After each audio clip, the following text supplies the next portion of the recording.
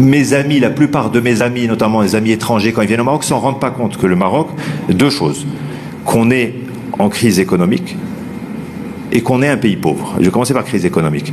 Je parle même parce que pourquoi ils ne s'en rendent pas compte? Parce que quand vous atterrissez à Casa ou à Rabat ou les aéroports, ils sont pas mal, on a des autoroutes, on a un certain nombre de choses qui évoluent. Je dis pas que tout est noir, mais les chiffres ne sont pas trompeurs. Le taux d'emploi au Maroc, il recule. On est à 42%. Le taux d'emploi est à 42% au Maroc. Le taux d'emploi des femmes est autour de 20%. Mais taux d'emploi global, 42%. Pour vous donner une idée, la Grèce, au pire moment de la crise économique, de la Grèce ou de l'Espagne, ne sont jamais descendus en dessous de 49-48%. D'accord? Donc c'est pour vous donner une idée. Le Maroc deuxième question, le Maroc est un pays pauvre. Régulièrement, on oublie.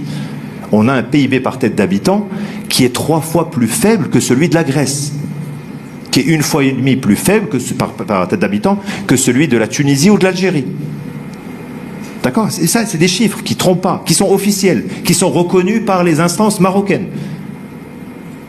On a ça d'un côté, on a des inégalités énormes, et c'est aussi une grosse partie des problèmes, c'est qu'on a une toute petite minorité, les 1%, qui est riche, mais qui soit riche, hein, il faut redistribuer, mais je sens qu'il y a une certaine arrogance et qui veulent vivre leur richesse comme s'ils étaient riches en Amérique ou en France ou en Allemagne ou en Suède ou en Angleterre.